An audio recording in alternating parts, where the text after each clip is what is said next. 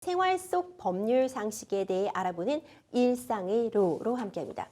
일상으로, 오, 이름 굉장히 잘 지신 것 같은데 제작진들의 어떤 센스가 돋보이지 않았나요, 변호사님? 네, 제작진이 야심차게 준비하신 것 같고요. 일상애로 일상으로 라임도 훌륭하고 앞으로 재밌는 코너가 될 것 같습니다.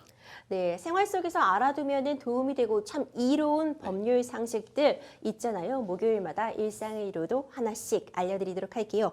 변호사님, 오늘 일상의 로 그 첫 시간입니다. 첫 스타트를 끊어주시게 됐는데 어떤 내용 준비해 오셨어요?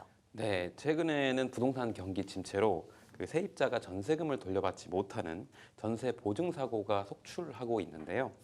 최근에는 수도권 지역의 신축 빌라와 오피스텔을 포함해서 무려 1,139채를 보유했던 소위 빌라왕이 있었는데 이 사람이 갑작스럽게 사망하면서 세입자 수백 명이 보증금을 돌려받지 못하는 사태가 발생했습니다. 오늘은 전세 사기 유형에 어떤 것들이 있고 전세 사기에 대처하기 위해서는 어떤 걸 하시는 게 좋은지 그 방법에 대해서 좀 알려드리도록 하겠습니다. 네, 그렇습니다. 변호사님이 말씀해 주신 것처럼 요즘 뉴스 들어보면요. 매일 거의 빠지지 않고 나오는 얘기가 바로 그 전세 사기 관련된 네. 내용이에요. 아니, 우리 전세가 굉장히 잘 안착된 제도로 돌아가고 있었는데 뭐가 문제인가 살펴보면 보증금이 굉장히 큰 돈이고 목돈이잖아요. 네. 이 전세금, 이 보증금을 돌려받지 못하면 사실 다른 집에 이사 나가기도 굉장히 어려워지시고요. 예. 이 보증금, 이 전세 자금이 사실 전 재산이신 경우도 굉장히 많거든요. 그럼요.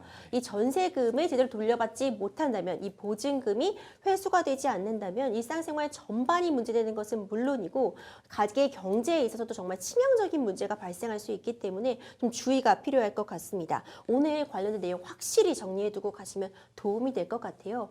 먼저 앞서 말씀드린 것처럼 요즘 뉴스에 계속 전세 사기 이야기가 나오고 있어요. 주요 유형부터 좀 변호사님 정리 부탁드릴게요. 네, 일단은 그 전세 사기의 주요한 유형으로 한 두 가지 정도를 먼저 말씀드릴 수 있는데요.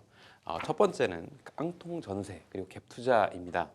그 깡통 전세는 전세 가격이 매매 가격에 육박하는 매물을 말하거든요. 깡통 전세가 생기는 가장 큰 이유는 갭 투자라는 방식이 문제로 꼽힙니다. 소액의 자금을 이용해서 많게는 이제 수백 채의 주택을 매입한 다음 임대차를 놓고 그 다음에 계속 보증금을 돌리는 방법인데요. 보증금을 반환해 줄 때마다 새로운 임차인을 받아들여서 임대차 보증금을 발환하게 마련인데 이게 부동산 시세가 오르고 전세 시세가 오를 때는 아무 문제가 없지만 순환이 안 되는 어느 순간 바로 전부 깡통 전세로 전락해서 피해를 발생시키는 유형입니다. 새로운 세입자한테 전세 보증금을 받아서 기존 세입자한테 돌려주는 한국식 전세 임대차 구조에서 깡통 전세가 될 가능성은 항상 있어 왔는데요.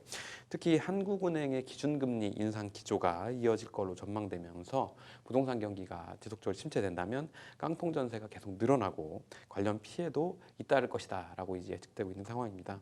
가령 전세금 반환 소송을 제기해서 해당 소송에서 이긴다고 하더라도 임대인이 돈을 돌려줄 여력이 없다면 결론적으로 승소한 원고가 보증금을 돌려받기 어렵기 때문입니다. 네, 다음으로 그렇군요. 두 번째 유형은 한 번 더 말씀드리면 집 한 채를 이제 여러 명의 임차인하고 계약하는 그런 두 번째 유형이 또 전세 사기로 들 수 있습니다. 불가피한 사정으로 보증금을 돌려주지 못하는 집주인도 있을 수 있는데 처음부터 세입자의 보증금을 노린 나쁜 임대인도 분명 존재합니다. 나쁜 임대인의 대표적인 유형으로 집 한 채를 여러 임차인하고 계약하는 수법을 들고 있는데요. 계약 전에는 다른 사람의 임차인이 설정되어 있는지가 등기 등으로 공시되지 않기 때문에 이 같은 맹점을 이용한 걸로 보이는데 임차인의 존재를 확인하려면 원래 통상적으로는 주민등록에 대한 전입세대 열람을 해봐야 되는데 임대차 계약 맺은 이후에 통상적으로 신청하는 점을 악용하고 있고요. 따라서 계약 전에 서류상으로 공시되지 않는다는 점을 악용하고 있습니다. 그래서 중개인 없이 임대인하고 직거래하는 경우에 이러한 위험에 노출될 우려가 크다. 따라서 이제 이런 부분을 좀 유념해야 된다라는 게 전문가들의 설명입니다. 그렇군요. 이 깡통 전세에 못지않게 요즘은 아예 네, 전세금이 오히려 이제 매매가를 지금 초월하고 있는 그런 상태들이 네, 발생하면서 맞습니다. 전세 대금을 제대로 못 받을 위기에 처하신 분들이 굉장히 많은 것 같아서 정말 다시 한번 주의하셔야 된다 이런 얘기 전해드리고 싶고요. 네, 앞서 말씀해주신 그런 유형뿐만 아니라 뭐 네, 이중 계약이라던가 신탁사를 이용하는 방식 등을 통해서 이제 계약을 또 이중으로 하는 그런 네. 경우도 좀 문제점으로 꼽을 수 있겠죠. 네. 그 전세 사기에 이제 또 다른 나머지 한 두 가지 유형 정도로 MC분께서 말씀 주신 것처럼 이중 계약과 그다음에 신탁사를 이용한 방법 이 두 가지를 들 수 있는데요.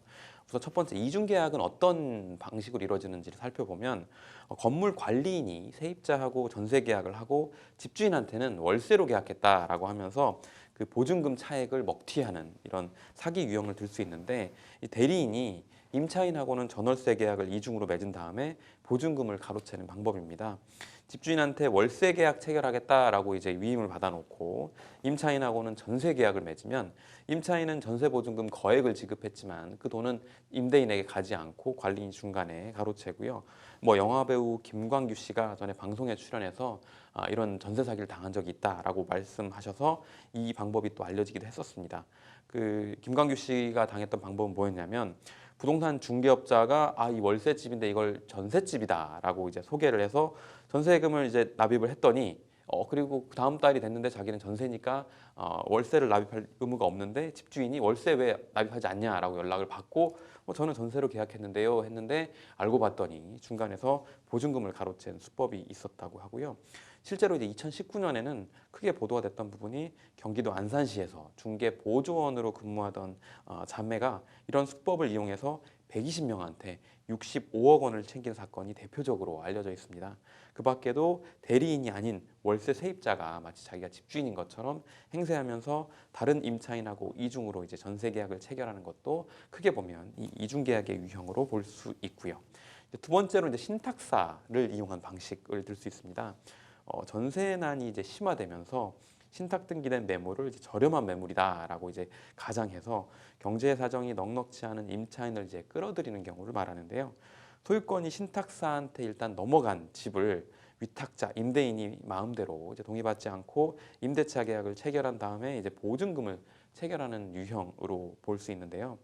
소유권이 이제 수탁사한테 넘어간 신탁 물건 같은 경우는 통상적으로 해당 신탁 계약의 특약 사항으로 어떻게 정해놓냐면 위탁자가 대리로 임대차 계약을 체결할 경우에는 반드시 수탁자의 동의를 받도록 정하고 있거든요. 그래서 위탁자가 임대차 계약을 맺으려면 신탁회사한테 동의를 받고 그다음에 신탁 관계가 기재된 신탁 원부를 임차인한테 안내하는 게 일반적인데요. 만약 수탁자 동의 없는 계약을 체결한 경우에 그 해당 물건에 대해 그 불법 점유자로 간주돼서 집을 비워야 하거나 최악의 경우 보증금을 날리는 그런 경우도 있다고 합니다. 그래서 신탁 사실을 확인할 수 있는 신탁 원부 발급이 비교적 좀 일반인들이 잘 알지 못하고 그다음에 권리관계 파악이 까다로운 점을 악용하는 수법입니다. 그렇군요. 정말 전세 사기 유형이 이렇게 다양하구나 싶어요. 점점 수법도 교묘해지고 있다 이런 생각이 드는데 결국 우리가 좀 알아둬야 될 것은 어떻게 대비해 볼 수 있을지 좀 예방하기 위한 방법은 없을지 알아보는 게 중요할 것 같거든요. 변호사님 그렇다면은 이렇게 다양한 유형에 좀 어떤 식으로 대비해 볼 수 있을까요? 네. 일단은 전에도 이제 전세 보증금 관련 상담이 들어오면 제가 누누이 말씀드렸던 게 이제 주택 도시보증공사 등에서 하고 있는 이제 전세 반환 보증에 가입하셔라 이렇게 제가 계약 체결 전이라면 이런 부분을 좀 안내드린 바 있는데 이 방법은 이제 보증금을 지킬 수 있는 방법이기도 하고요. 다음으로 이제 반대로 이제 문제가 있는 집이다라고 하면 해당 권리관계에 대해서 허그해서 이제 그 권리관계를 검토한 다음에 가입 자체를 거부하는 경우가 있기 때문에 보증보험 가입이 어려운 집은 되도록이면 계약하지 않는 게 맞다라는 일종의 필터링이 될 수도 있고요. 또 세입자는 전세 보증금 반환 보험에 가입한 경우에는 대입연재를 통해서 보증금을 회수할 수 있습니다. 대입연재라는 건 무슨 말이냐면 보증기관이 세입자한테 보증금을 먼저 돌려주고요. 그 다음에 임대인한테 구상권을 청구해서 회수하는 방법입니다. 이렇게 되면 임차인은 보증금은 돌려받지만 임대인과 추가로 소송을 하지 않아도 된다는 장점이 가장 크게 있습니다.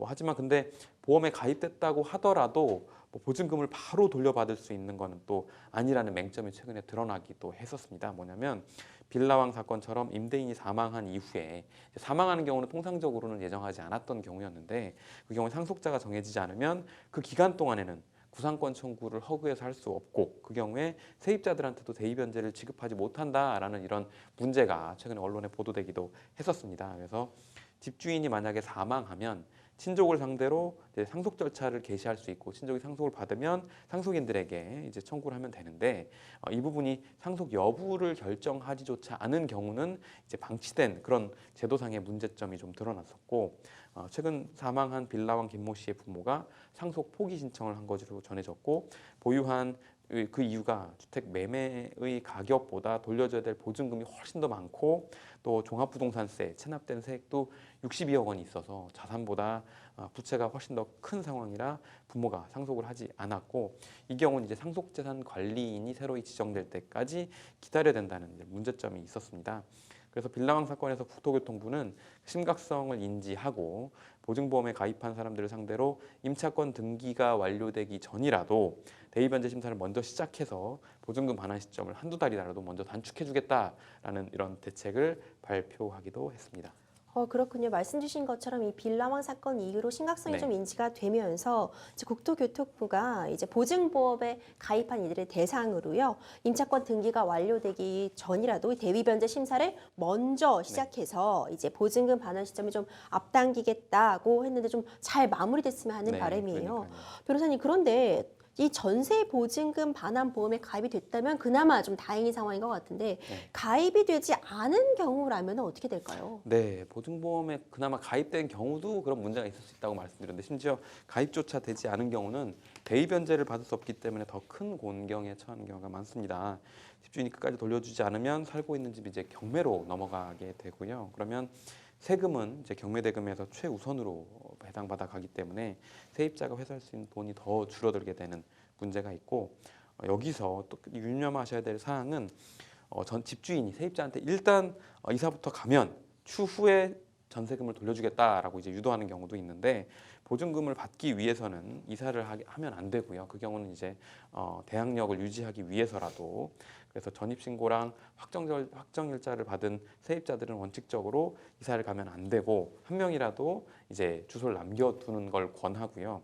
만약 이제 다른 집하고 전세도 계약을 맺었고 납입해서 이사를 반드시 가야만 한다 그런 부득이한 상황이라고 하면 종전 임대차 기간이 끝난 후에 바로 임차권 등기 명령을 신청하시면 임차권 등기 명령에 따라 대항력이 그대로 유지될 수 있고 그 경우에는 앞서 말씀드린 절차에서도 우선 변제권이 유지될 수 있다. 이 정도 일단 안내드리겠습니다. 네, 임차권 등기 명령 제도도 좀 꼭 활용해 보실 필요가 있을 것 같아요.